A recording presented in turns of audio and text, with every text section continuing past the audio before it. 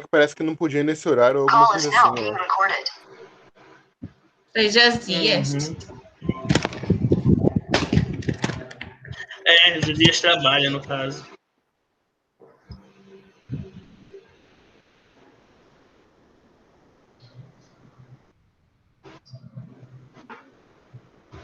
Pedir alguém que vai entrar. Xânia.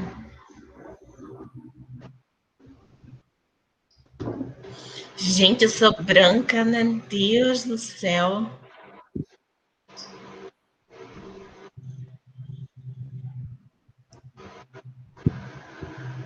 Iniciar de novo a apresentação. Eu tô parecendo um zumbi, por isso que eu não tô ligando a câmera.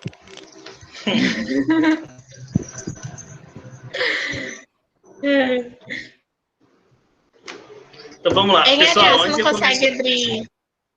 Oi? É rapidinho. Você não consegue apresentar aí pelo computador? Sim, tô o pelo nome computador. da Catiúcia? Não entendi. É que você estava entrando com o seu para apresentar, né? Aí ia falar para você apresentar com o computador mesmo, se for melhor, não sei. Não, sim, eu vou apresentar pelo computador. Tá bom. Então, vamos lá. Antes de começar a apresentação, né, nessa aula a gente vai ver o princípio, né? Como a gente disse no início, é para dar o início do jogo de xadrez, né? As primeiras movimentações, as peças e as principais jogadas no nível fácil, tá? Então a gente vai ver essas movimentações, né? E discutir sobre elas.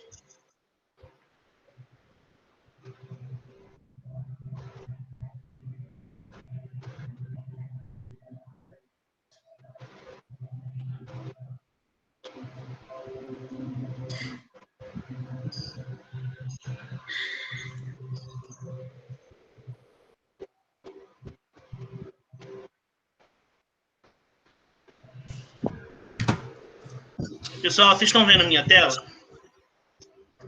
Sim. Tô. Tá. Então vamos fazer o seguinte, ó. Eu não estou conseguindo ver vocês. Quando quiserem fazer alguma pergunta em relação ao tema, vocês podem abrir o áudio e fazer a pergunta que eu paro aqui, tá?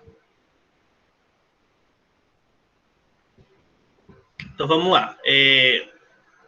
Essa aula a gente vai tratar sobre as peças e os movimentos. Os primeiros movimentos do xadrez.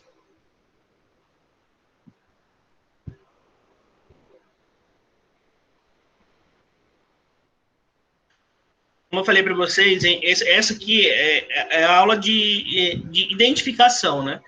O nosso objetivo é conhecer e identificar as peças no jogo e alguns dos seus movimentos principais. Por que alguns dos seus movimentos principais?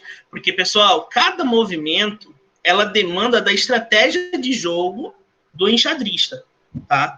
Então, ele tem que formular aquela ideia de ataque ou de defesa, né? Ou de uma jogada neutra para fazer o seu jogo, para fazer a sua representação no tabuleiro. Porém, isso tudo tem que ser muito rápido. Tá? Então, o objetivo aqui hoje, ele é bem simples, né? Ele é complexo, porém ele é simples. Nós temos que identificar esses movimentos e conhecer alguns movimentos de início do jogo.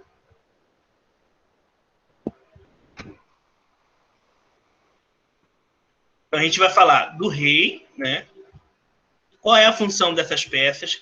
A peça do rei, a rainha, o bispo, a torre, o cavalo e o peão. Lembrando, pessoal, que como o André disse na primeira aula, o jogo ele foi idealizado como uma premissa de guerra, né? Como uma caracterização de guerra.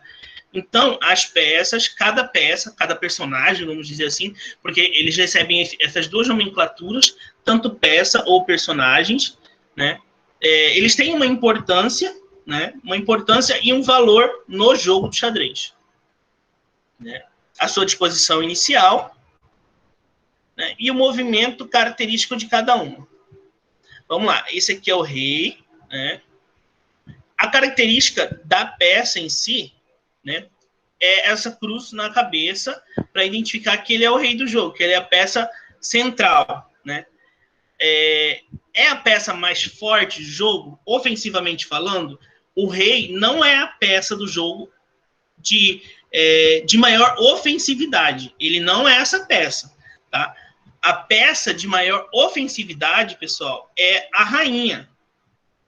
Por que que eu falo isso? Porque, assim, a rainha, ela tem algumas combinações no seu movimento que permite a ela ser a maior peça ofensiva do jogo. Tá? Ela é a maior peça ofensiva do jogo. Só que, ao contrário da rainha, o rei, voltando lá, o rei é a principal peça do jogo. Então, vamos lá. Nós temos o rei, que é a principal peça do jogo, e nós temos também a rainha, que tem o maior poder ofensivo no jogo. Tá? Essas representações é só para vocês verem qual é a característica de cada peça, né? A característica física, né? O formato de cada peça. A rainha, ela representa essa coroa mesmo, né? Da peça. O rei é representado pelo sinalzinho de mais. Esse aqui é o bispo, né?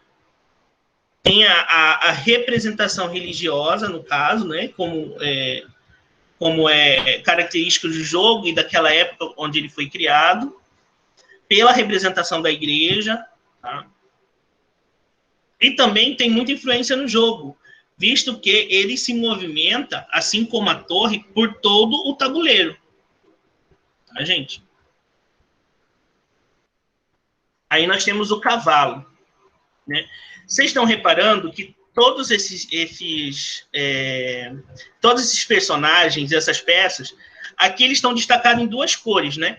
O preto e o branco, né? A cor mais clara e a cor mais escura, vamos dizer assim, porque essa é a nomenclatura que os especialistas usam, a cor mais clara e a cor mais escura. Qual é essa diferença? É somente para separar as peças de um oponente para o outro. Porém, ela tem um detalhe específico. Sempre as peças claras, o jogador, né, que sair com as peças claras, ele inicia o jogo, tá? Aí nós temos as torres, né? Detalhe bem importante, o cavalo está aqui, assim como o bispo, né? E o cavalo também, cada jogador possui duas peças, tá? Igual a torre, tá? O mesmo ocorre com a torre. A torre, se a gente for fazer essa comparação, né? Ela é uma peça de defesa, né? Aliás, todas as peças são personagens que têm um objetivo no jogo, tá? O principal objetivo dessas peças no jogo é a defesa do rei, tá? E também cada enxadrista possui duas peças. Aí, por último, mas não menos importante, tá? Esse detalhe é bem importante. Não menos importante, mas por último vem o peão, né? Ele é tido como o jogador, né? A peça mais vulnerável do jogo, porque ele é o primeiro que vai para a linha de ataque. Pessoal, até aqui alguma dúvida, algum questionamento?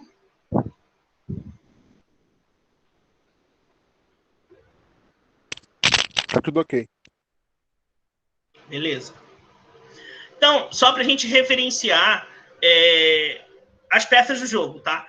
Cada jogador inicia com um rei, uma dama, duas torres, dois bispos, dois cavalos e 8 peões, tá? Esse é a disposição inicial do jogo, tá? Ao total, são 32 peças no tabuleiro, tá? 16 peças para cada jogador, tá? E como eu falei, o detalhe é que as peças mais claras, eu falo as peças mais claras, pessoal, porque geralmente existem outras cores, né, que as pessoas usam para formular o jogo de xadrez, mas geralmente, como é uma coisa clássica, geralmente as peças mais claras iniciam o jogo, tá?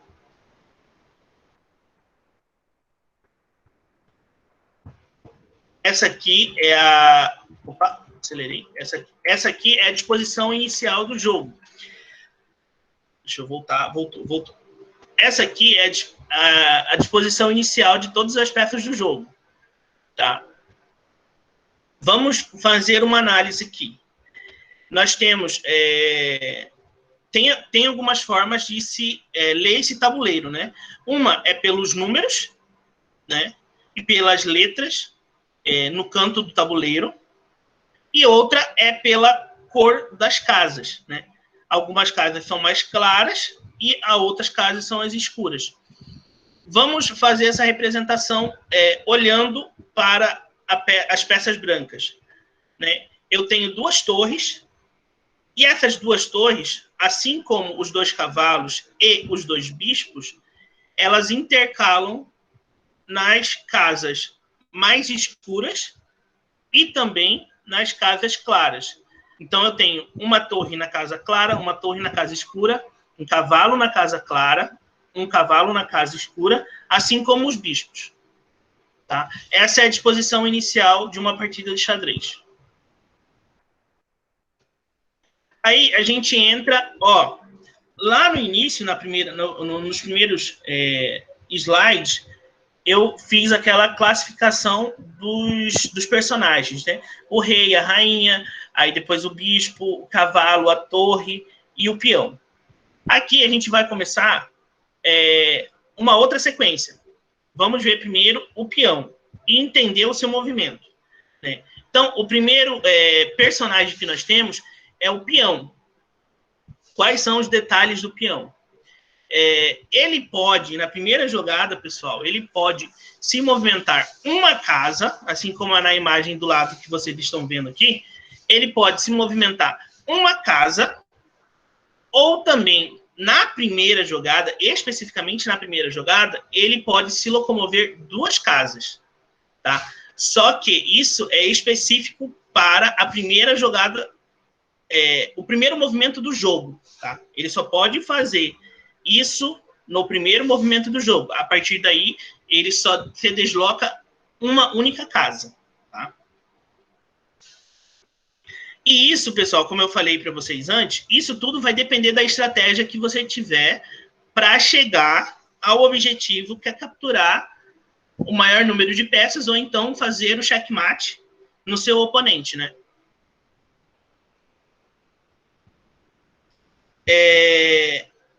O peão, ele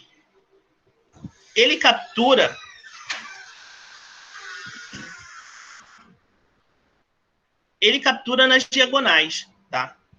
Ele captura nas diagonais. Vocês estão vendo aqui? Ele se locomove para frente. Ele se locomove para frente e ele captura em suas diagonais. Tá?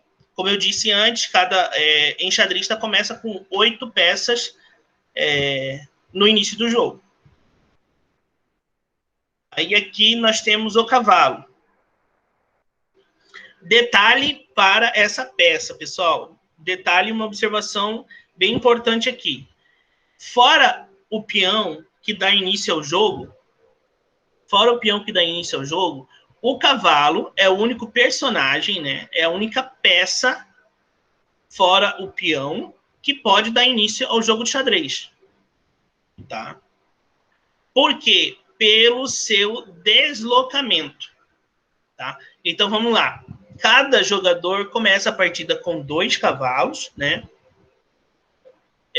O cavalo, ele tem essa habilidade de pular as peças.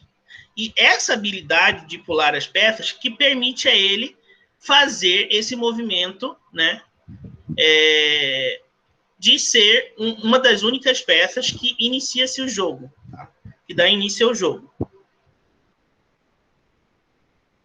A forma dele se movimentar também é diferente das demais do jogo de xadrez. Tá? Ele se movimenta em L. Aí a observação está ali. Ele se movimenta duas peças, duas casas, né? Ele se movimenta duas casas para frente e uma para a direita ou para a esquerda. Ou duas casas para a direita ou para a esquerda e uma para frente. Tá? Essa é a forma de se movimentar do cavalo. Se a gente for analisar essa segunda imagem aqui, onde as casas estão coloridas de azul, esse azul aqui é onde o cavalo pode se locomover, é onde ele pode ficar se for feita uma jogada e essa jogada utilizar ele. Assim como na jogada do lado, né? Está representado em X as casas onde ele pode ficar depois de uma jogada. Aí nós temos o bispo. Cada jogador...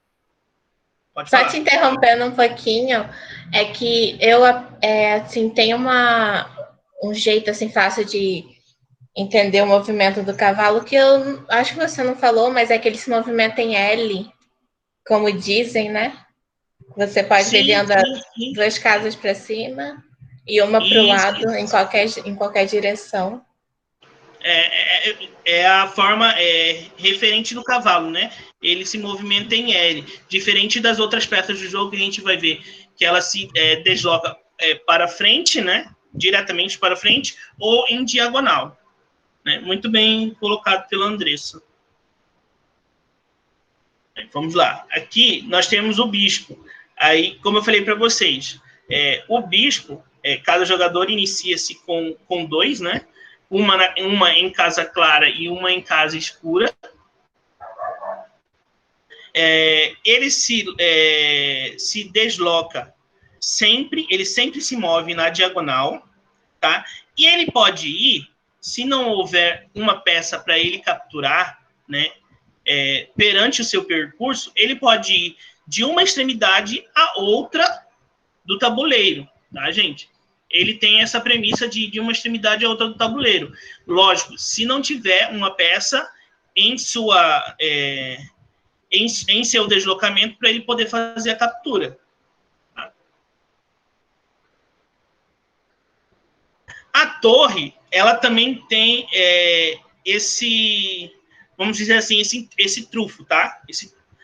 Esse toque especial. Cada jogador também inicia-se com 2 torres, e como eu fiz a comparação lá naquele primeiro slide, as torres, ela é um personagem que, fazendo a analogia à guerra, elas defendem o castelo, defendem a localidade do rei. Então, elas estão localizadas inicialmente da partida nas 2 pontas do tabuleiro. Tá? Cada enxadrista começa com 2 peças, né? A torre, ela se movimenta, assim como o bispo, tá? Assim como o bispo, ela se movimenta por todo o tabuleiro, de ponta a ponta de um tabuleiro, sempre em linha reta, tá? Qual é a semelhança dela com o bispo? O bispo também se locomove por todo o tabuleiro, só que o bispo ele faz o percurso dele na diagonal. A torre, ela faz esse percurso sempre em linha reta, ela só anda em linha reta. Tá, gente? Aqui eu botei uma observação e um detalhe bem importante quando a gente fala de estratégia de jogo. Tá? 2 torres utilizadas corretamente na partida de xadrez, ela se torna mais importante e mais ofensiva, elas se tornam, na verdade, porque são 2 peças, se tornam mais importante que a própria rainha. Né? A rainha, falando em relação de peça, ela é a peça mais ofensiva do jogo. Agora, se eu combinar a ação de 2 torres, essas 2 torres juntas, elas operam-se melhor do que uma única rainha. Então, isso tudo demanda da estratégia do jogo que você tem para o xadrez, tá? Para vencer a partida de xadrez. Depois da torre, eu tenho a rainha. Né? A rainha, como vocês estão vendo aqui, ela é uma personagem com maior poder ofensivo dentro do jogo, né? Aí, ó, ela é a peça que tem o maior poder ofensivo dentro do tabuleiro de xadrez. E o detalhe dela é que ela faz justamente esse enlace de movimentos. Ela combina a movimentação do bispo, né? O bispo se movimenta em diagonal. E ela combina também a movimentação da torre, né? A torre se movimenta em linha reta. Então, a rainha, né? Ela é esse personagem, vamos dizer assim, de suma importância dentro do jogo, de ter esses dois modos de se locomover, né? E por ter essa junção de modo de se locomover, ela é a que percorre mais facilmente todo o tabuleiro de xadrez. Tá? Das duas formas, se você for jogar olhando para a coluna de numeração e de letra da tabela, ou se você for olhar pelo número de casas. Tá? Como que eu olho pelo número de casa? A coloração das casas. Tá? Ela se locomove tanto para a casa mais clara como para a casa mais escura, né? E por todo o tabuleiro de xadrez. Aqui eu tenho o rei. Né? O rei, pessoal, ele de longe não, ele é a peça fundamental do jogo de xadrez. Eu posso ter todas as minhas peças intactas na partida. Se eu não tiver o rei, se o meu rei for capturado, acaba o jogo para mim. Né? Acaba o jogo para mim. Aí eu coloquei só a informação em destaque para vocês. Se o rei for atacado de uma forma em que não exista mais nenhum movimento que ele possa fazer, né? Ele está numa situação em que nós costumamos chamar de checkmate. O jogador ele pode perder essa partida se essa jogada do seu oponente se concretizar. Né? E não importa quantas peças ele ainda tem dentro do jogo. Se ele perdeu o rei, acaba-se o jogo para ele. Tá? Nessa interpretação, pessoal, faltou o detalhe do seguinte. No checkmate, que é um alerta de extremo perigo para a sua peça principal, que é o rei, ele tem como se safar. É difícil? Em algumas situações, sim, mas ele tem como se safar. Por isso, a importância da gente conhecer o valor das peças. Então, eu vou fazer uma pergunta para vocês. Né? Qual é o valor que o rei possui no jogo de xadrez?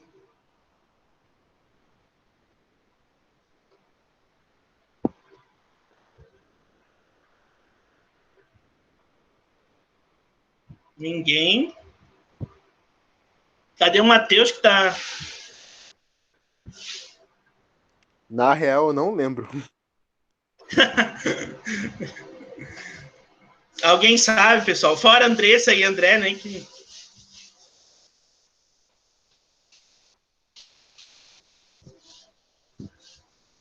Tá. A gente vai ver isso agorinha, tá? Eu só joguei a pergunta para vocês irem pensando aí. Vamos dar continuidade. Aqui eu mostro para vocês toda a movimentação de todas as peças, né? De todos os personagens. Né? O peão que se locomove para frente, o bispo em diagonal, né? O meu rei, né? A rainha que combina a movimentação do bispo e das torres, né? A própria torre aqui em cima, né? Que se localiza em linha reta, né? O cavalo, que é o único destaque assim, dos 6, o movimento mais específico é o do cavalo, como a Andressa disse, né? A forma mais simples de se entender o movimento dele é se lembrar da letra L mesmo. Né? Aí eu botei essa frasezinha aqui, porque... eu botei essa frasezinha aqui porque eu achei muito interessante quando eu assisti essa série, né? E realmente ela faz todo sentido, não só na partida, mas para a nossa vida, né? Em todos os aspectos. Assim como na partida de xadrez, há vezes em que, para a gente ganhar, é preciso sacrificar uma peça. Então, eu tenho que antes de eu promover o meu jogo, a minha linha de raciocínio do jogo, eu tenho que pensar principalmente no valor de cada uma das peças, né? E pensar que se o meu movimento de ataque, ele vai compensar a peça que eu vou perder se concretizar esse ataque, né? Então, uma coisa para se refletir aí. Aí, pessoal, a gente tem só o conhecimento das 5 primeiras jogadas, tá? Dos cinco primeiros preparativos, assim, de estratégia de jogo para ganhar o xadrez, né? Então, vamos lá. A gente tem 5 principais jogadas, né? A primeira jogada é uma jogada que tem o nome de jogada neutra. Ela tem um objetivo, tá? Todas as jogadas têm um objetivo específico. A segunda jogada é a jogada de ataque, né? A terceira é a jogada de defesa. Até aqui, tudo normal em comparação à guerra, que é a premissa onde o jogo foi criado, né? A partir daqui, a gente já tem a estratégia de jogo propriamente dita para o tabuleiro, tá? Essa jogada de contra-ataque, né? E na criação de todo o jogo de xadrez, essa quinta jogada é a jogada em que o jogador, o enxadrista oponente, ele não pode cometer, né? Chama justamente jogada erro, né? Essa jogada erro, ela foi introduzida pelos especialistas no xadrez como uma jogada contemporânea. Como assim?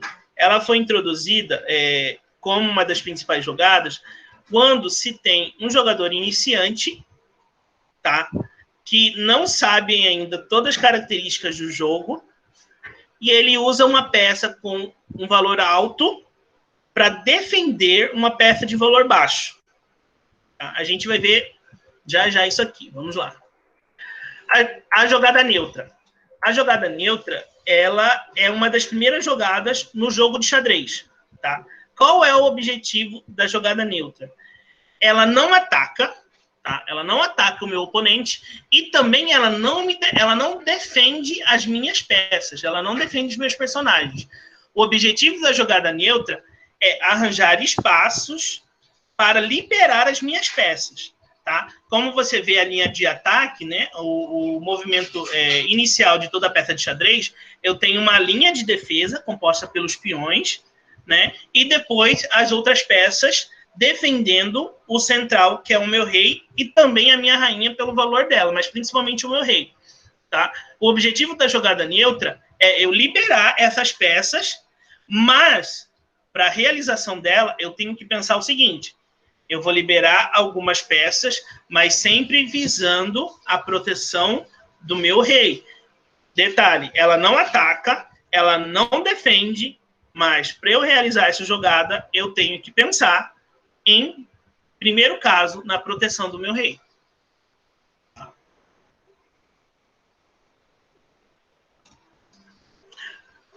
Aqui, que eu botei como um exemplo para vocês.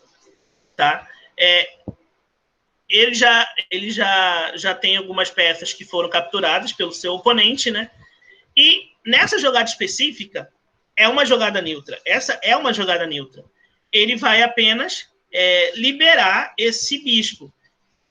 Então, ele tem que mexer esse bispo para liberar a jogada da torre que está atrás dele. Então, a primeira jogada ali é fazer com que o bispo percorra o seu trajeto na horizontal para liberar a peça, né, que é a torre. Só que, detalhe, a estratégia de jogo aí é uma estratégia que depende muito do que o enxadrista está pensando. Se eu liberar a torre, pode ser que ele seja surpreendido por uma peça adversária, tá? Eu não vou falar a peça para vocês, mas ele pode ser surpreendido pela peça adversária. Então, tudo depende da estratégia de jogo que você tem para você vencer. A segunda jogada é a jogada de ataque. Rapidinho, sobre a jogada anterior. Não seria meio que uma jogada de ataque também? Porque assim que você tirar o bispo do lugar, não importa para quantas casas você ande com ele, você vai deixar o rei em xeque. Não seria É, considerado uma de ataque, né? é exatamente isso, viu? Eu não citei para você isso, mas exatamente essa é a característica do jogo. Se você disponibilizar, rapidinho, se você disponibilizar a torre aqui, ele pode ficar em xeque justamente o que você botou o rei, né? Então, pode ser feita essa jogada? Pode ser feita, tá? Ela pode ser considerada como jogada de ataque? O segundo movimento pode ser considerado como uma jogada de ataque. O primeiro é uma jogada para liberar. O primeiro é uma jogada neutra. O segundo é uma jogada de ataque. Entendeu? Entendi. Em Arial, eu tava. Volta um pouquinho a imagem aí, essa daí. Eu tava olhando aí essa imagem, e se você parar para analisar, você pode fazer tanto essa jogada que você falou ao mesmo tempo, né? Essa jogada essa primeira aí que você falou que eu esqueci o nome, e a segunda de ataque. Por exemplo, se você mover ali o bispo na Casa Branca em diagonal ali com o cavalo, na 4G, A G4 você pode. dá pra atacar 2 vezes, né? Dá para atacar. Você força ele a mover o rei para você atacar o cavalo. e ataca o cavalo. Exatamente. Isso é interessante. Exatamente. Isso que é massa. Uhum. Isso, é uma combinação de jogadas, né? É uma combinação de jogadas. Uhum. O interessante também do xadrez é que ele faz isso com você, né? Ele te força a analisar os vários pontos de vista que você pode fazer. Imagina a cabeça de um xadrista. Exatamente. É o que o André falou na apresentação anterior. Tem N possibilidades, tem um número exato que eu não vou me recordar, mas tem N possibilidades de você realizar aquela jogada. Vai da sua estratégia de jogo. Mas o bom é que estão conseguindo entender o nome dessa jogada, né? Porque, assim, como eu estava falando para vocês, são jogadas simples, né? São jogadas simples. Porém, são as jogadas que dá destino ao jogo, dependendo da sua estratégia. Aqui, a gente tem a jogada de ataque. Tá? A jogada de ataque, o intuito dela, logicamente, é fazer a captura de uma peça. Né? Fazer a captura de uma peça do seu oponente. Aí eu botei para você. Tudo isso depende do seu intuito, né? De capturar aquela peça. E também, sabendo o valor de cada uma, botar essa peça em risco. Tá? Botar essa peça em risco. Então, aqui eu tô disponibilizando o meu bispo, né, para capturar um peão. Essa é a jogada. Parei aí. A jogada é essa. Porém, a partir dessa jogada, que é uma jogada de ataque, ela vai gerar no meu oponente, obrigatoriamente, uma jogada de defesa. Porque se ele não realizar uma jogada de defesa, ele vai perder algumas peças importantes. Estão conseguindo entender, pessoal? No caso dessa aí é o rei, né? Beleza.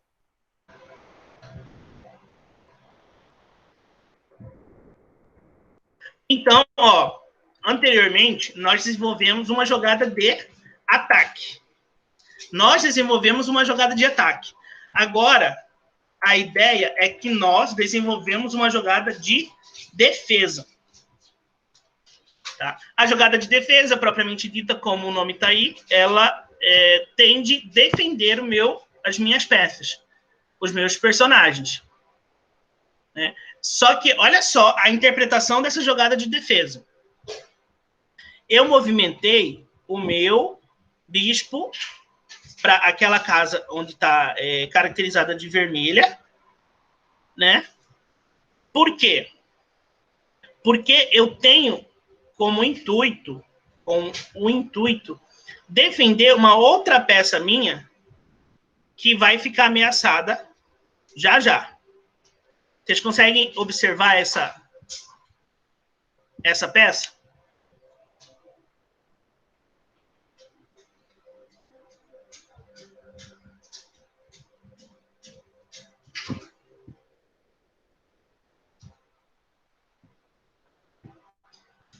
pessoal se calou, agora ficou todo mundo quietinho.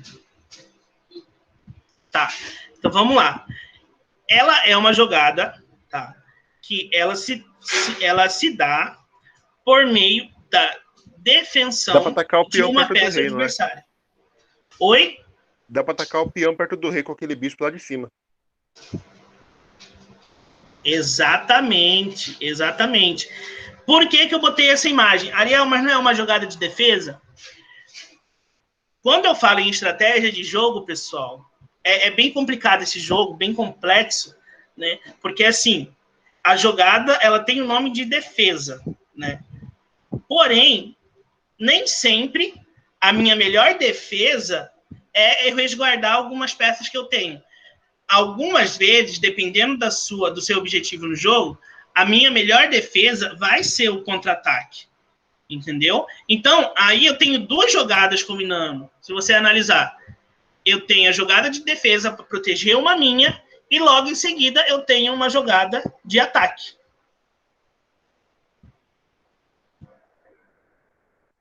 Aqui é quase a mesma representação. Eu vou mostrar essa daqui agora, só para vocês terem uma ideia. O contra-ataque.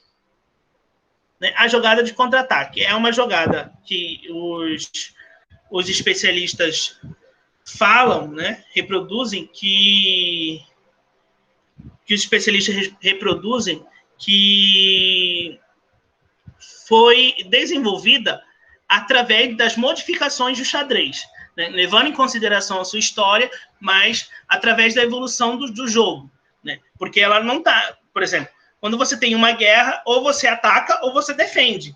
Né? O contra-ataque numa guerra, ele acontece depois, se você tiver ainda soldados, né, disponíveis, pessoas na sua guerra disponível para fazer o contra-ataque. Então, ela foi criada depois. Né? E a ideia é justamente isso. Eu não tenho que recuar as minhas peças. Eu tenho sempre que botar o meu adversário em estratégia de defesa para que ele não possa pensar numa jogada de ataque. A jogada de contra-ataque, ela tem justamente isso. Eu tenho que fazer o meu adversário pensar na jogada de defesa dele, não na jogada de ataque. Porque se eu deixar ele pensar em uma jogada de ataque, eu tenho que formular uma jogada de defesa. Então, eu tenho que sempre ficar, assim, pensando intuitivamente, eu tenho sempre que ficar sempre um passo à frente do meu adversário, né? No jogo de xadrez. E ele tem essa característica, essa jogada de contra-ataque, ela tem essa característica, tá? Ali, ele iniciou, né, o jogo, ó, eu iniciei com a peça clara, aí depois o meu adversário iniciou com a peça escura, e eu já fui logo para a captura. Então, eu locomovi o meu peão e vou tentar fazer a captura, tá? O meu contra-ataque. É uma jogada inicial, é uma das jogadas iniciais também, mas tudo depende da sua estratégia. Por último, nós temos uma jogada erro. Detalhe, pessoal, essa jogada é uma jogada que ela acontece principalmente com os iniciantes. Tá? Ela acontece principalmente com os iniciantes. Aquelas pessoas que estão dando início ao jogo de xadrez, que estão conhecendo o jogo de xadrez. O que essa pessoa tem que levar em consideração para não cometer a jogada erro, uma jogada erro? Ela tem que saber, principalmente, o valor de cada peça, a importância de cada peça para o jogo. Por exemplo, eu não vou mostrar a imagem, tá? Eu só vou dar um exemplo abaixo, só para vocês pensando. Tem milhares e milhares de jogada erro que pode acontecer. Ela acontece principalmente com os iniciantes, né? Porque não estão acostumados com o jogo, com a interpretação do xadrez. Mas, assim como ela tem milhares de jogadas, eu vou dar só um exemplo e vou deixar isso para que a gente, na próxima aula, a gente vai treinando no jogo, tá? Para ficar mais interessante. Mas um exemplo disso é eu deslocar a minha rainha, tá? Para defender um peão. Por quê? Porque nós sabemos que a rainha ela tem uma colocação de destaque no jogo. E eu vou colocar ela para defender uma peça em que tem um valor muito baixo. Tá? Então, se eu deslocar erradamente a minha rainha para defender um peão, eu estou colocando em risco uma das minhas principais peças no jogo. Tá? Isso é uma jogada erro. Você colocar em risco as peças principais, né? As peças principais de um jogo é uma jogada erro. Quais são essas peças principais, já que eu estou falando para vocês? Nós temos uma peça simples, duas peças intermediárias e 3 peças principais. Vamos começar pela mais simples. A peça mais simples é o peão.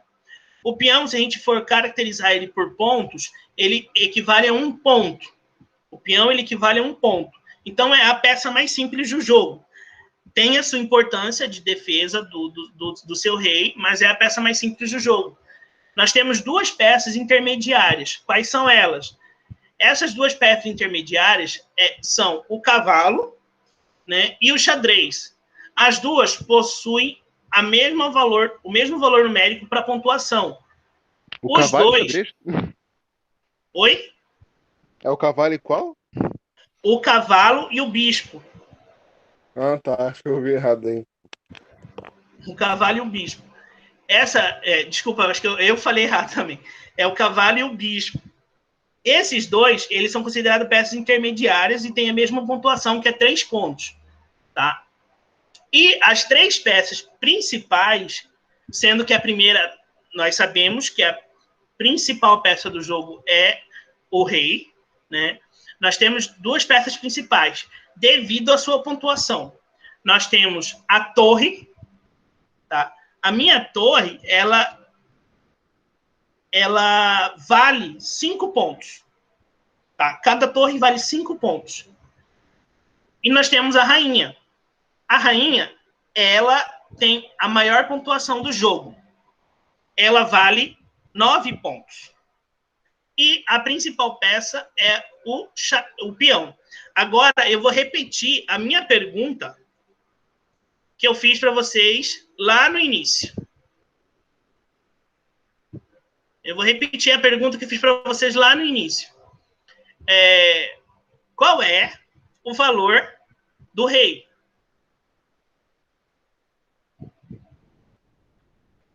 Seria 10? Por quê? Porque se você perder o rei, o jogo acaba? O intuito, a ideia é essa, né? Se você perder o rei, o seu jogo acaba. Só que, por ter essa finalidade, a pontuação do rei é infinito, né? Ele tem valor infinito. Se eu perder ele, o jogo acaba para mim. Então, a pontuação dele é infinita, né? A peça que tem maior pontuação no jogo é a minha rainha, né? E o meu rei tem valor infinito, porque ele é a peça principal do jogo.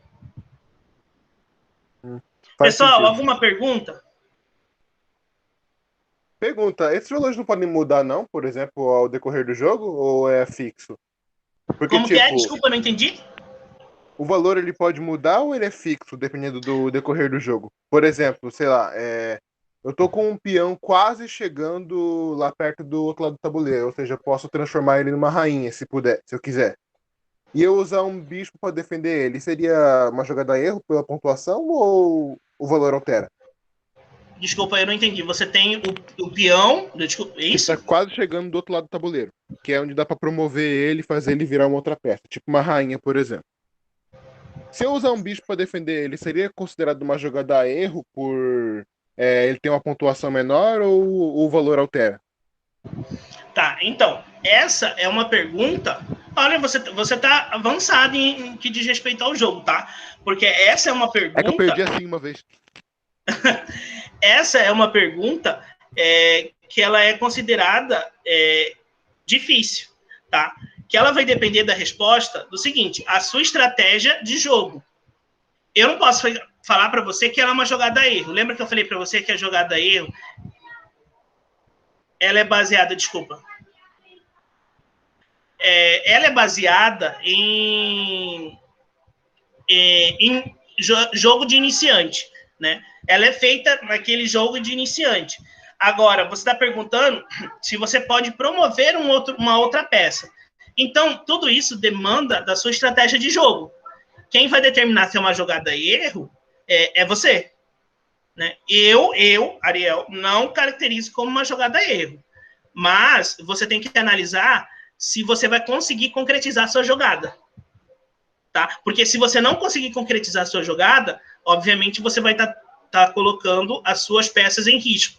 Aí é considerado uma jogada erro. Então, olha que interessante. O xadrez é um jogo que ele necessita de muita concentração, justamente para não acontecer esses erros. Porém, ele depende também muito de duas coisas. Da minha estratégia de jogo, do que eu quero como objetivo daquele, se eu quero ganhar através da captura do rei, ou então se eu quero ganhar pelo número pelo número das peças que eu tenho no jogo, né? Porque, assim, os modos do xadrez é o seguinte, ou você ganha capturando o rei, né? Ou, em alguns circuitos de xadrez, tem algum tempo específico, e se você tiver com maior número de peças, você ganha o jogo. Então, tudo depende da sua estratégia para aquele momento. Tudo depende da sua estratégia naquele momento. Então, depende principalmente da sua estratégia de jogo e da sua subjetividade em interpretar como tá acontecendo o seu jogo no tabuleiro. Ah, entendi. É um pouco complicado, né? Então, começa a complicar isso a partir do momento em que você tem esse entendimento, né? Que se eu chegar até certo ponto e fazer isso, mas antes de eu concretizar a jogada, eu não vou perder nenhuma, é um pensamento em que você mesmo, refletindo sobre isso, você vai ficar conflitante. Mas é interessante de se pensar. É verdade, né? Então, pessoal, essa foi a minha aula de hoje. Na próxima a gente vai dar continuidade, eu vou fazer algumas questões mais específicas. Agora o André vai pegar agora a aula para desenvolver a parte dele, tá? Qualquer dúvida, pessoal, desculpa, André, qualquer dúvida, tá? Eu tô aqui, pode mandar o questionamento no grupo também, tá? Se não entender alguma coisa dessa aula que vai ser disponibilizado para vocês também, pode me procurar no PV ou então mandar mensagem diretamente no grupo, tá bom?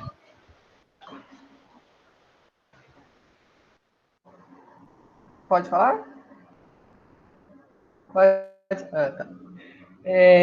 Bom, já foram aí quase mais de 40 minutos de aula, né, de oficina.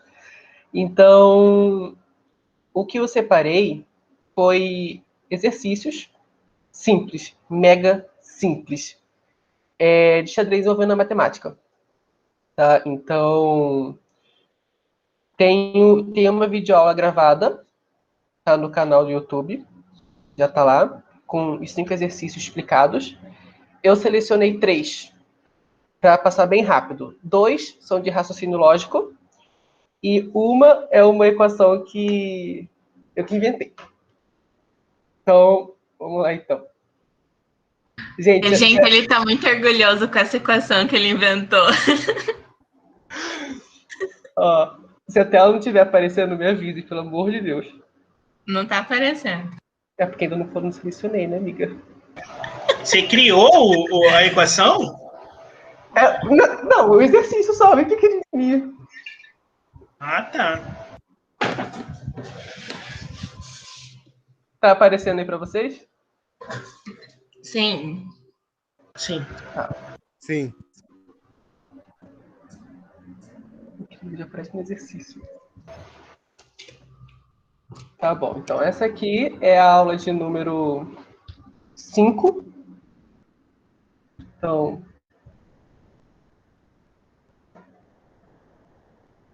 essa daqui. Tá. As informações são as mesmas, então não tem muito o que falar.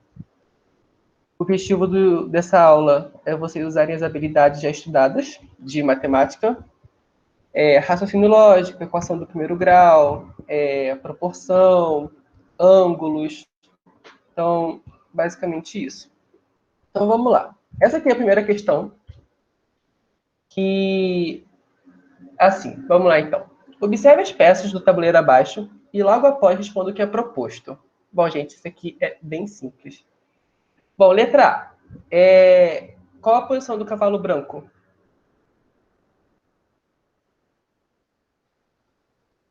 D5. Certo. E quem está na posição G8? O rei das pretas.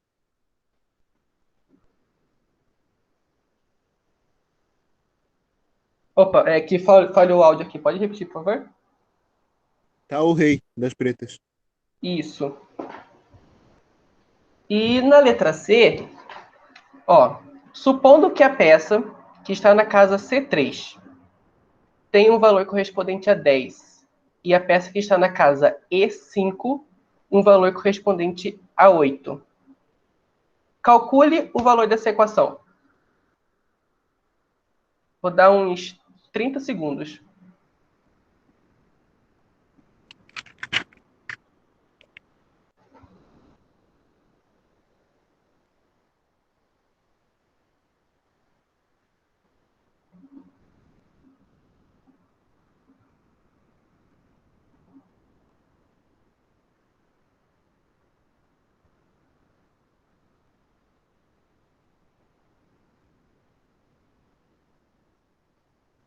Dá 1.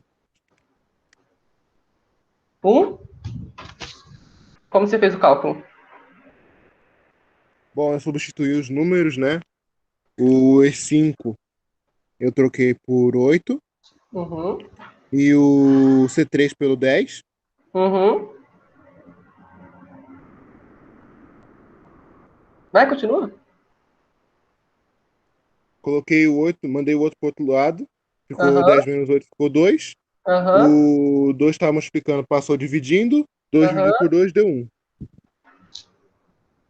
Então, qualquer coisa vocês podem olhar. Gente, essa letra B aqui é rei, tá? Depois eu vou mandar o slide com a correção correta da letra B. É rei de cor preta. Mas a letra A, D5, a letra C é do número 1. Tá bem explicadinho aí. Bom, essa é o número 2.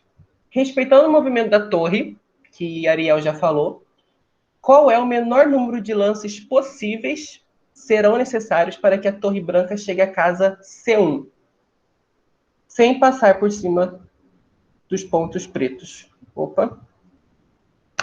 Boa.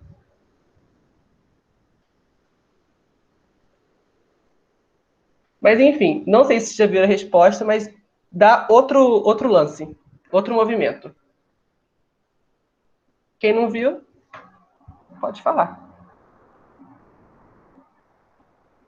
A torre, ela tem que chegar aqui, ó, nesse C1 aqui. E ela tá aqui. Ela não pode passar por esses pontos pretos. Eu fiz essa aí quando eu vi a videoaula, então eu vou ficar quieto.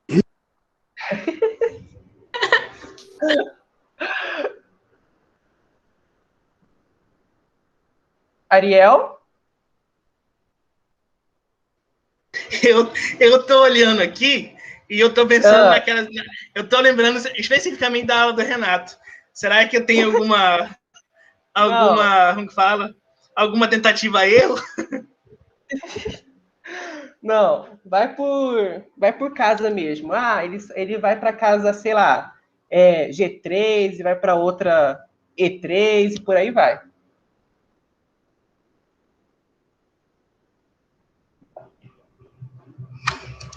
Enquanto o pessoal está pensando aí, já que o Matheus já sabe uma das respostas,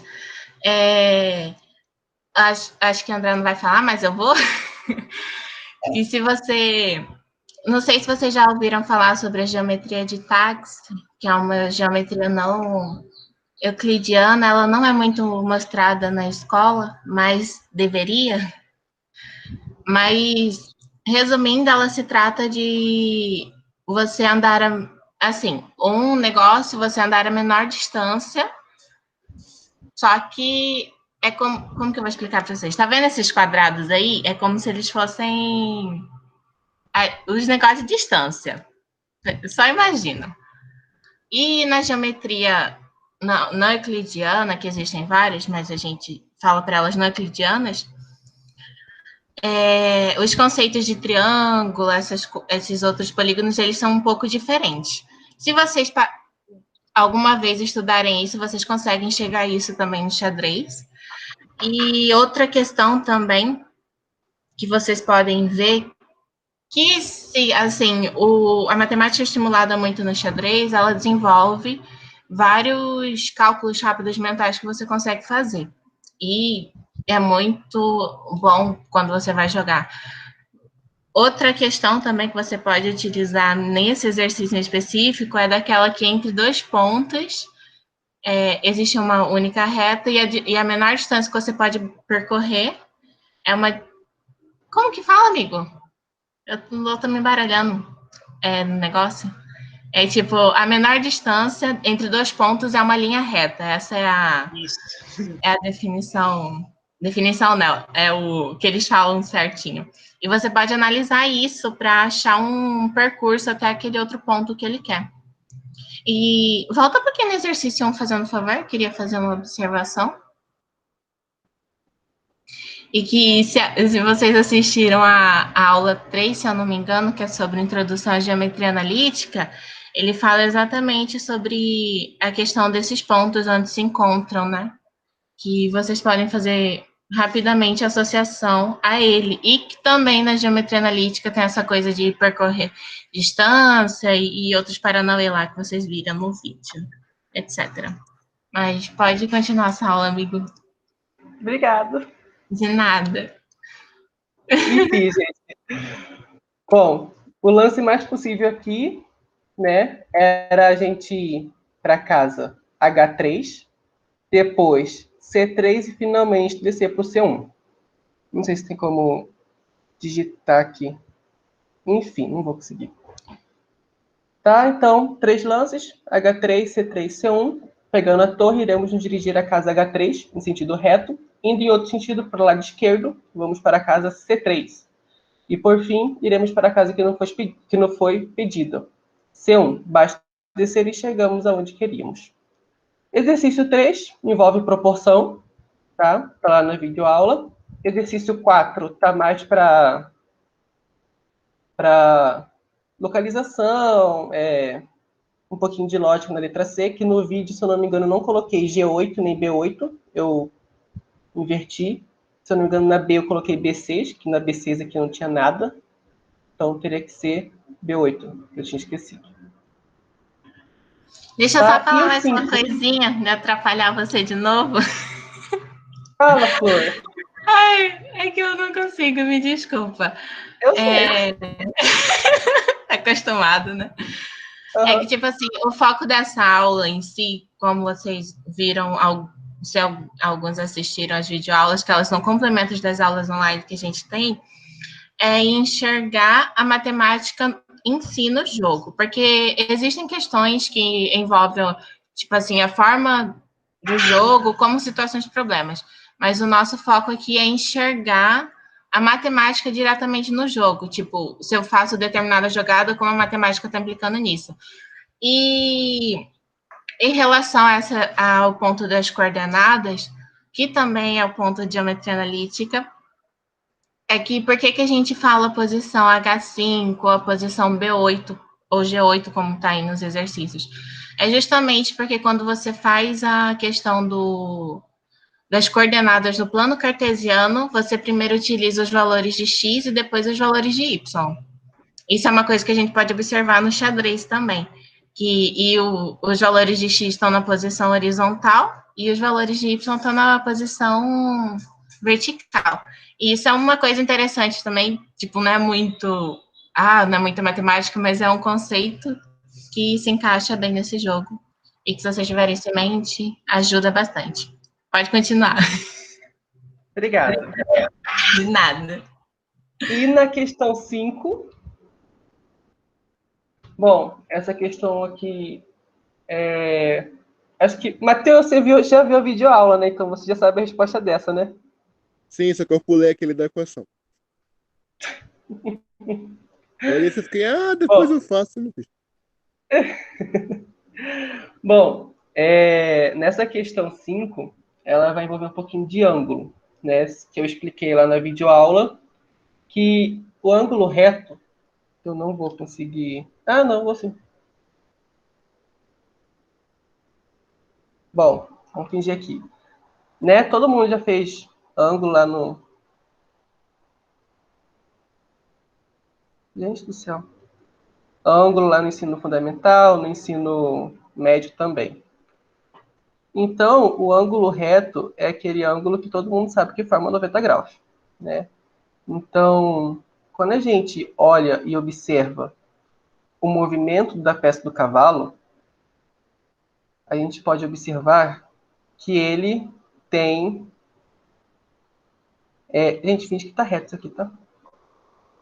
Esse ângulo aqui, ó. Quando ele desce para cá, ó, descendo para cá, ele forma esse ângulo aqui, que nada mais, nada menos do que um ângulo de 90 graus. Quando ele faz o mesmo movimento e ele desce e ele vai para o lado direito, ele forma outro ângulo de 90 graus. E mesma coisa para os outros. Aqui tem um ângulo de 90, aqui tem outro ângulo de 90. Então, além da peça se movimentar em L, como o Ariel falou, ela também se movimenta em ângulos de 90 graus. Então, a letra A seria a opção correta nessa questão, tá? Que vai haver algumas questões para vocês fazerem sobre o conhecimento de vocês no xadrez e vai que cai essa questão, então você já sabe que o cavalo se movimenta também em ângulo de 90 graus. Além de se movimentar em L, também se movimenta em ângulo de 90. Bom, essa aqui foi uma pequena introdução, uma pequena explicação dos exercícios que eu selecionei aqui para essa aula. E é isso. Andressa, quer falar alguma coisa? Não. Na verdade, eu quero, mas eu não sei se eu tô certa. Mas não, vai. Acho que já deu, né? Já deu, já foi muito tempo hoje.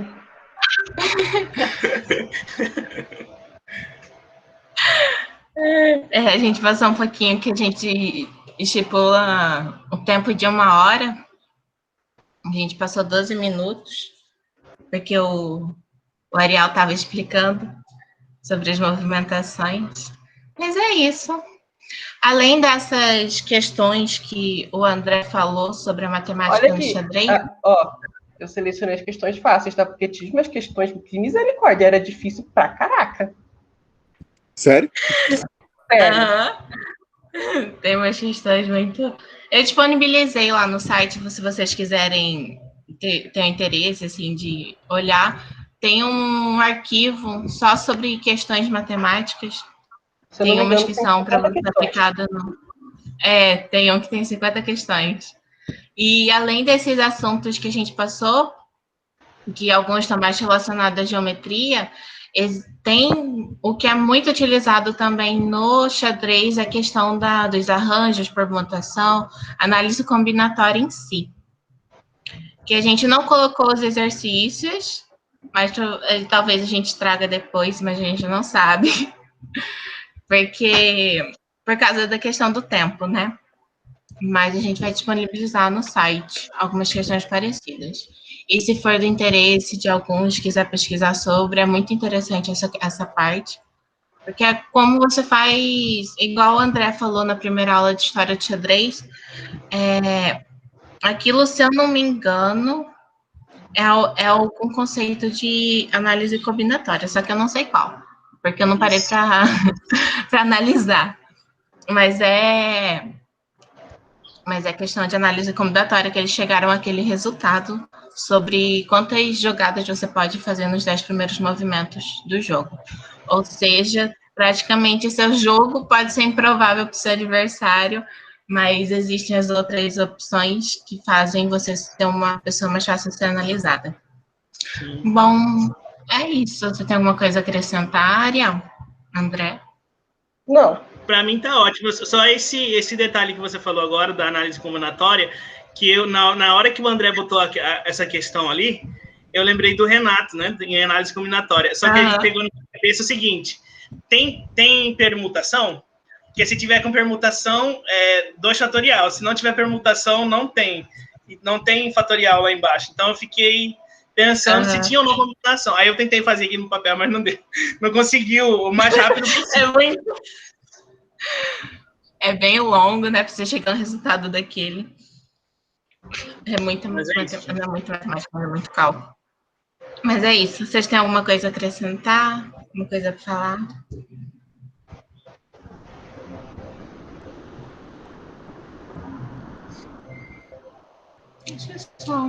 Quieto. Oi, pessoal.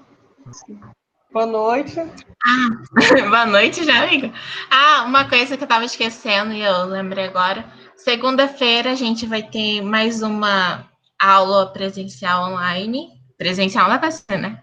Mas mais uma aula online que a gente vai mexer diretamente com o jogo nos aplicativos, que eu peço para que vocês instalem no celular ou abram eles online, que vamos estar utilizando. Tem algum aplicativo específico? Tem. A gente vai utilizar chama... Deixa eu ver. Acho que é Chess with Friends Free. E o outro é xadrez, tá? Você acha no Google Play, mas eu vou mandar no grupo o link para vocês baixarem. Qualquer coisa, tá? Ok. Aí eu peço que vocês baixem ele. Prática, né, na verdade. Na segunda-feira.